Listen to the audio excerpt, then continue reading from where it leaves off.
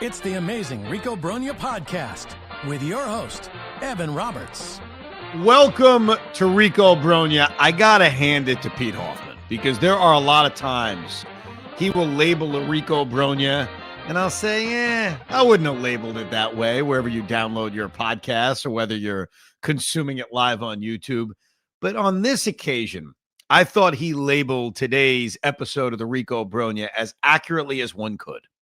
The New York Mets may have the missing $250 million to sign Tarik Skubal. Now, the reason that is the headline is because Jon Heyman, but really Scott Boras, decided to release a story late on Thursday afternoon, early Thursday evening. And that story is simply the Detroit Tigers and Tarik Skubal are $250 million apart in contract talks. And upon reading that headline, Hoff and I said, we got to do a Rico. We got to talk about the implications of that, if he will be available via trade, what that trade could look like. Do we as Met fans want to pursue this? But I love that headline by Hoff. The New York Mets may have, just lying around, the $250 million extra that Scott Boras and Tarik Skubal are looking for. So kudos to Hall for the headline. So let's just jump right into it. Let's get to this story. If you haven't read it from Scott Boras, Jon Heyman, I'll give you the details. All right. This is from old friend Jon Heyman. The Detroit Tigers and superstar pitcher Tarik Skubal have a lot of work to do if they're going to bridge quite possibly the biggest gap in MLB negotiating history, an estimated $250 million. I read that headline and I read that first line and my brain starts doing tricks like, what were they offering? What is Scott asking for? But we're going to get some details. Yep, that's not a misprint. It's close to $250 million. Now, here's the info. I want you to listen very carefully and then we'll discuss. Word is, a year ago, not 5 minutes ago, not a week ago. Word is, a year ago, the Tigers offered Skubal well less than the $170 million deal signed a bit later by Garrett Crochet. While there's no belief Skubal named his price, his obvious comp is Garrett Cole, also a Boras client, who signed 6 years ago for a record $324 million. And with prices up, Max Scherzer and Justin Verlander $43.33 a year ago, Juan Soto $51 million, the baseline ask for Skubal is seen as $400 million. That's the story. There's nothing else in this story that's real other than just John speculating. Should they trade him? Should they keep him? What should they do? So let's just piece apart the information we have. The first piece of information is that the offer that John is reporting on is from a year ago.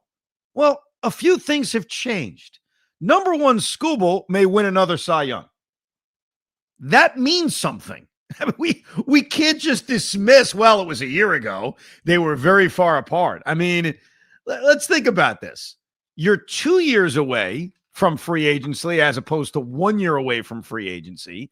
And Tarik Skubal backed up his incredible Cy Young season with another one, with one that statistically was better. So let me just start off by saying the news is old news. It's an old report. It's a new report. What they offered him a year ago when it was Skubal's first real dominant Cy Young caliber season, I would assume is going to be very different a year later. So I got to tell you, this reeks of Scott Boras. This doesn't even reek of like good reporting. No offense, John. And I like John. John and I have a good relationship. I don't mean to crap on him overall. Just this story is weird.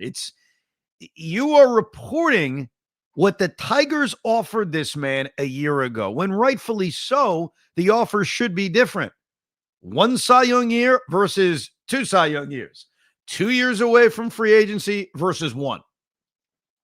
So let's get to the crux then. You may be saying, all right, Ev, well, why was this leak now? I think Scott Boras did this for a reason. This is clearly a Boras leak. This is not the Tigers leaking it. This is Scott Boras basically telling the world Tarik Skubal wants to get paid. Those comps of Verlander and Scherzer's average annual salary, or even Juan Soto's average annual salary, and the years of Garrett Cole, that's done on purpose because that's what he's going to ask for. Like, it would not surprise me if the first thing Scott Boras asks for is a 10-year contract for $500 million. Now, that may sound nuts. That may sound crazy. And I am not suggesting that even in the open market, Skubal will get that. But yeah, he's going to ask for that. He's going to look at Verlander and Scherzer's $43 million and say, this guy deserves more. He's going to look at Cole's years, which was 9 in his contract, and even Fried getting 8, and say he should get more. And so that's going to be the initial ask. And that's why, let's just get this out of the way before we talk about a Met trade and if we want to do it or not. He's not extending. I'd be stunned if he extended. Like, unless the Mets or another team said, all right, Scott, here's the $500 million 10-year deal you want, which no one's going to do. They're going to let him get to free agency, and then there'll be a bidding war, and it'll be a bidding war, but I don't think it'll ever get to that number I described. I think that's just what Scott would ask for. So the idea he's going to sign an extension with the Mets or anyone else, I find that very hard to believe. But why does Boras leak this? I think he leaks this to send a very important message to Scott Harris and the Detroit Tigers, which is either you're going to overpay to keep my player, or you're going to let him get to free agency, or you're going to trade him. Now, I don't know what Scott prefers. Like, would he prefer Skubal to be traded to a big market team? I guess, but I don't think that's going to change him extending. Like, Juan Soto was traded to a big market team. He was traded to the biggest market of teams in the New York Yankees, and they never had an interest in extending. Now, 1 second. So the idea that he would do that with the premier pitcher on the market, I think, is a fallacy. So as we engage in this discussion, let us just understand there is not going to be a negotiating period. And even if there is, unless Steve Cohen and the Mets are willing to just say, whatever you want, sure, here's $50 million a year, which I doubt they would just hand over. I don't think he's signing before he gets to free agency. But I think that's the ask. Now, where does he end up a year on out in terms of money? I think he gets the 8 or 9 years. I definitely think he'll match the Fried Cole demand. And I think you're looking at a salary that's probably closer to $40 million a year than the 50 he would ask for. So let's go 9 times 40. That's a $360 million contract. That's what I think we're looking at. And couple of parts here. Would I be willing to give that if I am the New York Mets? The answer is I would. You know, I said this last year when we were talking about Corbin Burns and Max Fried and all the big free agent pitchers. There's going to have to be the exception to your rules for some players. And a guy who is a left-handed stud who gives you 190 innings a year, who's coming off back-to-back Cy Young years, who's still in the prime of his career. Now, I get it, the end of his career, who knows what that looks like. I think you understand that eyes wide open, but I think you feel pretty good that at least for half of that contract, you're getting a perennially great starting pitcher. I would take that risk. That's me. He's the guy I would look at and say, yes, I'm going to take the risk. And I'll use Garrett Cole as an interesting comp. So Cole got to free agency a year earlier than Tarik Skubal in terms of age. Skubal right now is 28. He's actually about to turn 29. So this upcoming season is going to be his age 29 season. When he gets to free agency, he will be a 30-year-old essentially. So whatever you're giving him, it's a post-30 age that you're staring at. So if you're giving him an 8-year deal, you got him signed up till he's 37 years old. Now, do you believe a guy who, when you look at his career, has had 2 dominant Cy Young years, and before that, it was about health, but he was effective, but didn't pitch full years. Do you believe he can build off these 2 dominant years and give you 4 or 5 more dominant years? I think so. And I think that's what Garrett Cole gave the Yankees. What does the back end of that contract look like now? It's not the greatest. But I think you have to understand that. And I think when you are the Mets, or in the Yankees case, chasing a championship, you're saying, I got my best shot to win in the next 4 or 5 years by having one of the best pitchers in baseball.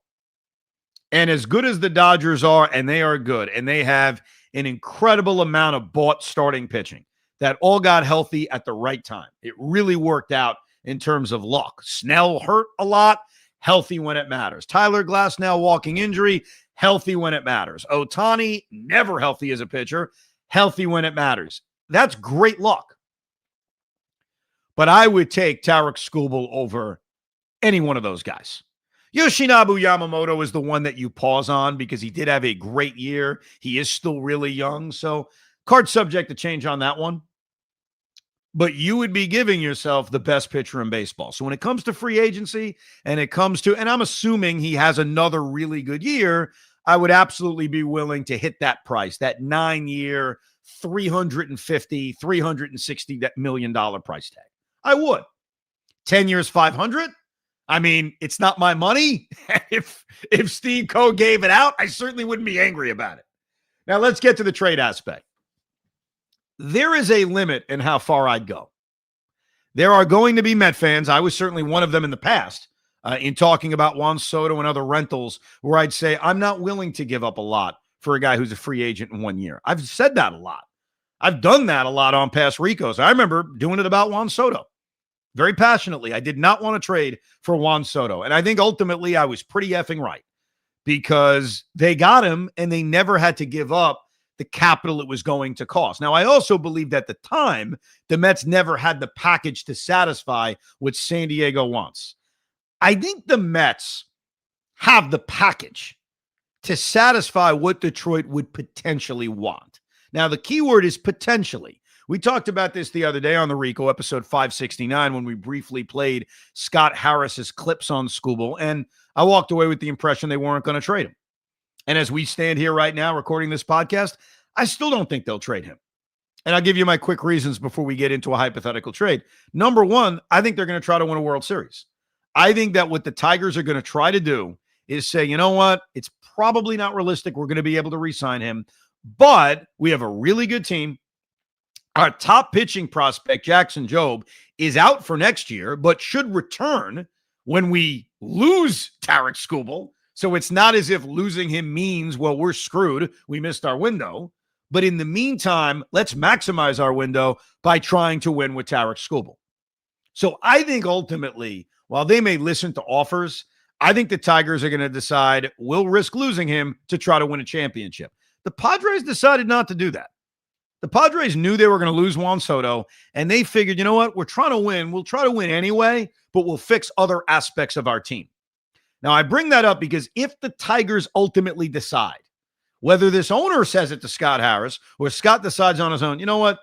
I think we can win even if we trade the best pitcher in baseball, but let's get other aspects that can help us. We'll try to win anyway, and we'll be in a better position in 2027 when Skubal was going to be gone anyway. If that's what they decide. And right now, my gut says they won't. My gut says Skubal will start the year with the Detroit Tigers. And the way he'll be traded midseason is if they're bad, if they have failures, if it's not a good year, and then, yes, they sell at the trade deadline. But if the Tigers ultimately say, let's shop him and let's see what we can do, understand this. For any Tiger fan listening, or even just an independent baseball observer that's listening, I respect the Tigers saying no to what I'm about to be willing to offer. But understand, I'm willing to say no. Because he is a free agent at the end of next year. And as much as I want to win, as much as we all want to win, this is not a blind, just take whatever you want, I want the player. I think when we talk about Paul Skeens, it may be more like that. Because of the years of control that you have, where you say, fine, just take what you want, Ben Sherrington, whatever you want. I want Skeens. I'm not doing that with Tarik Skubal. He's got 1 year of control. And as much money as Steve Cohen has, you're still talking about the risks of free agency. You're still talking about the possibility, as remote as it might be, that Skubal comes to New York, doesn't want to stay here, and takes less money to go to the Texas Rangers. I'm not saying any of that's going to happen, but understand, eyes wide open, there is that risk. Juan Soto was traded for with the thought of, well, no one's going to outbid us. What are we worried about? It's the dangers of free agency. It got to free agency, and the Yankees weren't willing to go as far as it was going to take. Could that happen with Steve Cohen? Of course it could. I mean, we love Steve Cohen, but Is it possible he trades for Tarik Skubal? He gets the free agency, and you name the random team. The Chicago Cubs just keep going into an area in which Cohen says, all right, I'm out. This is absurd. Wow, they're really going to give him $50 million a year? It is a possibility, and we have to understand that, even if it's not the likeliest. So what am I willing to offer? I am willing to offer 2 top prospects and then 2 players that can help them win right now. And I think that's a lot, quite frankly. I think I'm going pretty far in saying that. So let's get specific.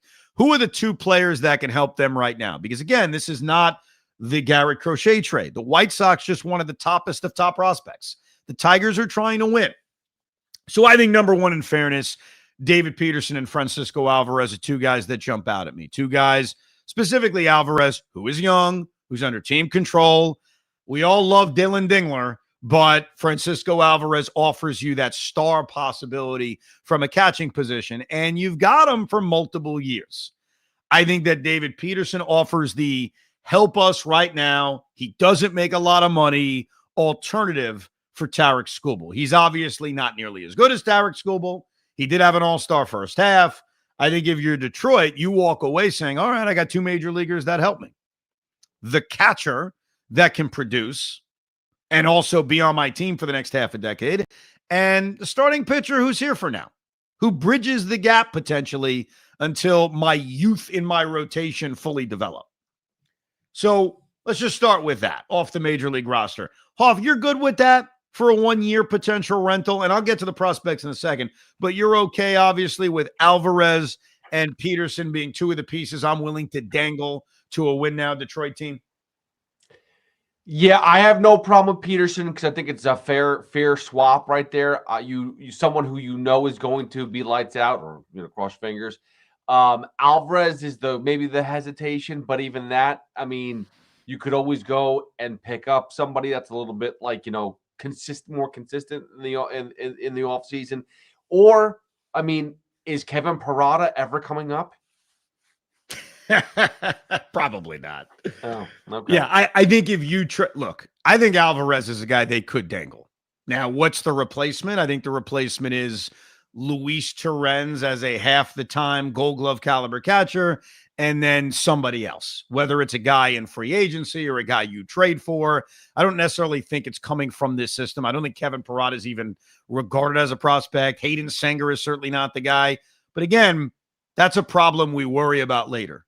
You're talking about trading for the best pitcher in baseball. And while there are lines in the sand I'm not willing to cross, I would be willing to cross the line of Francisco Alvarez is a win now piece that helps the Detroit Tigers. And yeah, it stings for us, but you're not trading for Tarik Skubal without it stinging a little bit. Yeah, listen, and I think that after this season, I think there's very few players currently on this Mets roster that are untouchable. Okay, fair enough. So those are my 2 ready now major leaguers. Now I got to give them 2 top prospects, 2 real prospects. I'll give them a choice of one of the pitchers, whether it's Jonah Tong or Brandon Sproat, not Nolan McLean. That one's off limits. I'm sorry. And if that causes Scott Harris to hang up on me, okay. I mean, I get it. There are lines in the sand, and I think I'm willing to go pretty far. If it's not enough, by the way, I respect it. Tigers are trying to win right now. Nolan McLean's not in the trade. So I am giving you Alvarez, Peterson, and then your choice of Jonah Tong and Brandon Sproat. I think that's pretty good. You're walking away with a top pitching prospect to potentially replace Skubal as a star down the road, and even a Band-Aid for right now to help my rotation in David Peterson. I give them either Sproat or Tong, and then, and I know this is a lot, I'd give them one of Carson Bench, Jet Williams, Jacob Reimer, AJ Ewing, Ryan Clifford, whichever of those position player prospects, and I hope it's not Jet Williams. I hope it's not Carson Bench, but it can't be both. It's got to be one. So I would offer a position player top prospect from that grouping that I just named, Bench, Jet, Reimer, Ewing, one of the top pitching prospects, Sproat or Tong, and then the 2 major leaguers that I'm trying to help you with would be Alvarez and David Peterson. I think there are Met fans listening who are going to say, that's too much, Evan, for a rental. Fair enough. But I understand that the trade for a guy who's going to be coming off back-to-back Cy Youngs, I got to come with more than a pea shooter. And I feel it's a fair offer. I understand if the Tigers say no, but that's as far as I'd be willing to go. And I think it's going pretty far. Right. And it's going far, but here's the thing, right? Say, for example, a couple things here. First off, say if the Tigers say, listen, I appreciate the offer for all those prospects. Good job. But we really want McLean. He's the one and only guy. Can we make something work with McLean? Is there adjusting at all to get Tarik Skubal? With McLean in the deal, is that what you're saying? Yeah. Nah, I'm not doing it. No matter what. Even if it's keep Tong, keep Sproat, keep the young kids, keep I'll tell you why. Alvarez and McLean straight up for Skubal. I'll tell you why. And maybe it's irrational. And if it is, totally get it. That's part of being a fan. I think he has a chance to be great. And more than just a chance to be great. Like, we saw glimpses of it. And I'm willing to use him in a trade for Paul Skeens, obviously. I'm not going to be that ridiculous when it comes to that hypothetical. Yeah, I'll include him for Skeens because Nolan McLean is everything we want Skeens to be. Tarik Skubal is going to turn 30. He's a free agent. I get 1 year of control. I cannot trade a guy who I think has a chance to be a top 10 pitcher in this sport for the next decade and has the toughness and everything that we fell in love with. I can't risk that for a rental. Now, I get it. This could blow up in my face because Nolan McLean may not work out to what we're expecting.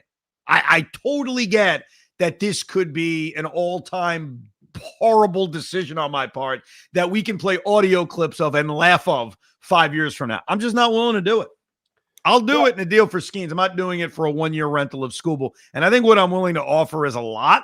I don't think I'm lowballing the Detroit Tigers because it's 1 year. I'm giving up 2 top 50 prospects potentially, a major leaguer who still has a chance to be really good, and a quality pitcher for a 1 year rental. What did the Yankees give up for Juan Soto? Yeah. Think about it. What did they get? They gave up a bunch of pitchers. Was that the same package as what I just offered? I think my package is far and away better. Your package is much nicer. Michael King is Michael King is a legitimate starter in the majors, so that's somebody that he could have been the ace of their team. His injury problem is the only problem. But here's the thing about what you're saying too, because I think on the other end, the one side of it, I think the Tigers may just have a problem with. I don't know if they believe in Sproat or Tong. There's some nice pieces to it, but again, like you said, they're trying to win now. Is it enough for right now? Who knows? The Mets side of it, the Mets fan side of it, you're giving up all those prospects, like you said, for rental.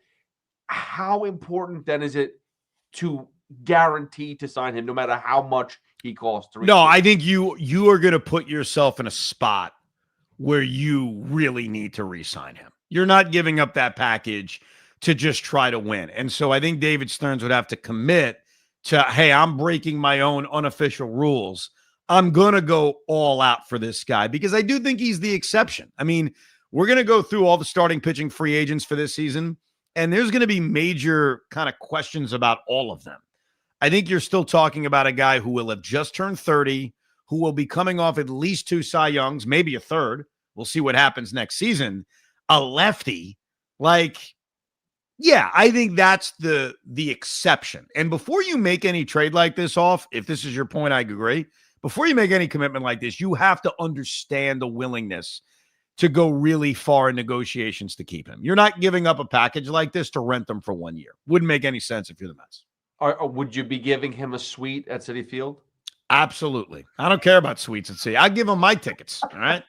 Or at least 2 of them, not all of them. Hey, speaking of, by the way, did you get a special thing in the mail? Yes. From Pete Alonso? Yes. How are you aware of this? What are you checking out my mailbox? No, I just saw somebody put it on social media somewhere. And I'm like, well, if this person got it, then I guarantee there's at least one other person I know. I got it in the mail today, and I haven't even opened it yet because I ran to work and I told my wife to hold on to it. But yeah, the Mets offered what they're calling a commemorative ticket to the Alonso record-breaking home run game. And so I had it delivered Thursday morning, but I was running out to work. I told my wife, hold on to it. I still haven't even opened it. So on a future Rico Brogna, I will display it for the YouTube audience, so you'll be able to take a look. Let me read you a quick email about the Skubal stuff. This is from Brian. Brian writes, Scott Boras clearly put the $250 million gap out there because he wants him traded. Stearns needs to make this happen. Also, have you considered that Boras may be doing this because he wants Skubal traded and extended before the potential of a salary cap? Oh, it's a good question. I'd assume all contracts would be grandfathered in should a cap be implemented. For 1 year of control, I think the package gets it done since we know Detroit will be motivated to trade him. Here's Brian's offer. Jet Williams, Jonah Tong, AJ Ewing, and Brandon Sproat. It's similar to mine, except it's just sticking with prospects. I think the Tigers are going to try to win. I would think of it in a similar light to the Padres, where they wanted help now. And Jet Williams, Jonah Tong, AJ Ewing, Brandon Sproat, it offers some help now. I mean, Tong and Sproat were in the major leagues. Jet Williams really close. Don't get me wrong. But I think that giving them major leaguers that help them, and I know some Met fans will say, well, give them Jeff McNeil. That'll help them. Or give them Kodai Senga. That'll help them. I don't know what their interest level would be in guys like that. Of course, we'd be willing. I don't think any Met fan would hesitate towards moving the final year of Jeff McNeil or Kodai Senga. I don't know what it does in negotiations like this. I don't know how much it helps, but I think we need to keep in mind that Detroit doesn't want to trade him. I still am convinced of that. But if they did, they would want major league help. The lockout question. It's a great question. It's a great question for Steve Cohen and for Hal Steinbrenner. Whenever this question is asked to David Stearns or Brian Cashman, I don't think you're ever going to get an answer because they are working at the behest of their owners. And their owners will tell them, hey, I got a suspicion. Here's your payroll. Go do this or go do that. Boras, it's a great question because Scott Boras is very, very powerful in the Players Association. Some may say too powerful. So is he one to be cocky and say there's never going to be a salary cap? We will never allow a salary cap. We are never going to give in to the owners. So no, I've got nothing to worry about. Or does Scott say, you know what? I do want to play it safe, even if it's not a cap, which there will never be. I mean, if we get a salary cap, we're going to be shutting down the sport for 2 years. Just understand that. And don't worry, I have plenty of Ricos scheduled. Lockout Rico is going to be off the charts. All right. It's going to be some of the greatest Ricos you've ever heard. But my gut tells me Boras is a cocky guy and that Scott Boras would not be saying, hey, let me just take a deal because I'm afraid of the lockout. Give us your thoughts. What is the package you would be willing to offer for Tarik Skubal? The RicoB@gmail.com. Who are you not willing to give up? To me, it's Nolan McLean. Do you guys agree? Or am I wrong? Do I have to broaden my horizons? Either way, we wanted to give you this Rico Brogna in reaction to this little piece of news that came out courtesy of Scott Boras and John Heyman. We've got more Ricos coming, including on Friday night or Saturday morning, depending on where you download your podcast or if you consume us live. We will be grading David Stearns and what he did for the 2025 season. So check that out in your Rico Brogna feed. We appreciate you listening, downloading, and subscribing to another edition of Rico Brogna. We hope you enjoyed this episode of the Rico Brogna podcast. It's amazing, isn't it? Make sure you download it now to keep it on you at all times.